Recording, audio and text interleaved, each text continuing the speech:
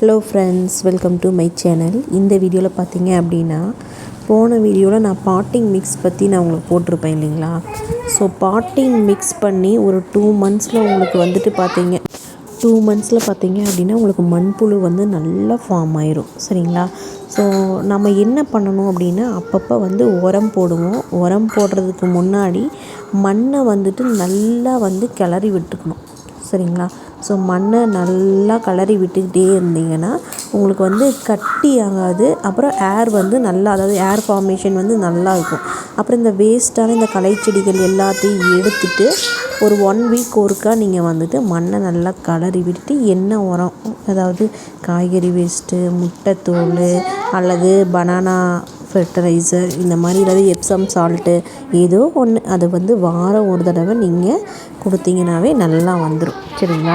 So காஞ்ச இலைகள்லேயே நிறைய சத்து இருக்குதுன்னு சொல்லுவாங்க. ஸோ நம்ம என்ன பண்ணலான்னா, இந்த காஞ்ச இலைகளையும் வந்து அதிலேயே போட்டு விட்டுறலாம். அது வந்து கொஞ்சம் ஒரு ப்ரொடக்ஷனாகவும் இருக்கும். சரிங்களா. ஸோ நல்லா வந்துட்டு மண்ணை கிளறி விட்டுட்டு நீங்கள் உரம் கொடுத்தீங்க அப்படின்னா அந்த உரம் வந்து நல்லா உங்களுக்கு பாட்டிங்கில் அப்சர்வேஷன் ஆகும். சரிங்களா. அதோட ரிசல்ட்டு தான் வந்து மண்புழு வந்து ஃபார்ம் ஆகிறது. நம்ம பாட்டில் மண்புழு எப்படி இருக்குது அப்படின்னு சொல்லிட்டு வீடியோவில் நான் கொடுத்துருக்கேன் பாருங்கள். ஸோ மண்புழு எப்படி ஃபார்ம் ஆகிருக்குது அப்படின்னு சொல்லிட்டு. ஸோ நான் வந்து எந்த மாதிரி பாட்டிங் மிக்ஸ் பண்ணுன்னா எந்த மாதிரி, ஸோ நமக்கு வந்து ஒரு பாட் வந்து, அதாவது ஒரு பாட்டில் இருக்க பாட்டிங் மிக்ஸ் வந்து உயிரோட்டமாக இருக்குது அப்படி, அதாவது செடி வந்து நல்லா செழிப்பாக வளரும், இந்த பாட்டிங் மிக்ஸ் நல்லாயிருக்கு அப்படின்னு கண்டுபிடிக்கிறதுக்கான ஃபஸ்ட்டு ஒரு பெரிய எவிடன்ஸே பார்த்திங்கன்னா மண்புழு வந்து ஃபார்ம் ஆகிறது தான். சரிங்களா.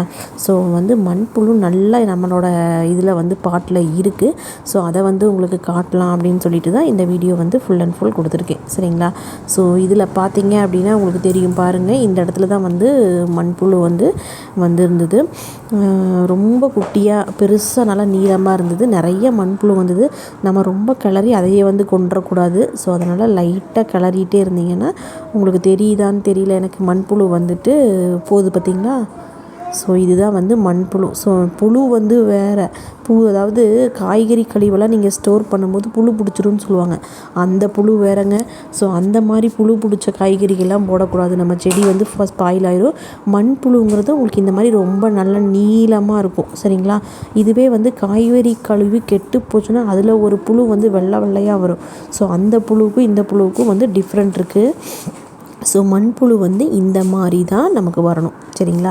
ஸோ இந்த மாதிரி வந்தது அப்படின்னா நம்மளோட பாட் வந்துட்டு செழிப்பாக இருக்குது, பாட்டிங் மிக்ஸ் வந்து செழிப்பாக இருக்குது அப்படின்னு அர்த்தம். செடியும் வந்து நல்லா வளரும். சரிங்களா. இதுவே நம்ம நிலத்துல வச்சோம்னா அது டைரெக்டாக மண்புழு வந்து உள்ளே ஃபுல்லாக மண்ணிலேயே இருக்கும். பாட்டில் வந்து நம்ம வைக்கிறனால ஃபார்ம் ஆகுது பார்த்திங்களா. அதெல்லாம் வந்து என்ன சொல்கிறது, எவ்வளோ அழகாக இருக்குது இல்லைங்களா. ஸோ இதெல்லாம் நினைக்கும் போதே நம்ம வந்து மண்புழு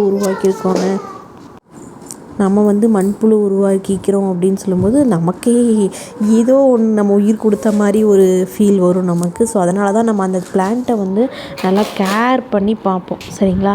ஸோ நல்லா நம்மளோட செடி வந்து செழிப்பாக இருக்குது அப்படிங்கிறதுக்கு நல்ல ஒரு இது. ஸோ 1 வீக் ஒருக்கா நீங்கள் இப்படி நல்லா கிளறி கொடுத்துட்டு உரம் மட்டும் நல்லா கொடுத்துட்டு வாங்க. கண்டிப்பாக 2 மந்த்ஸில் வந்துட்டு மண்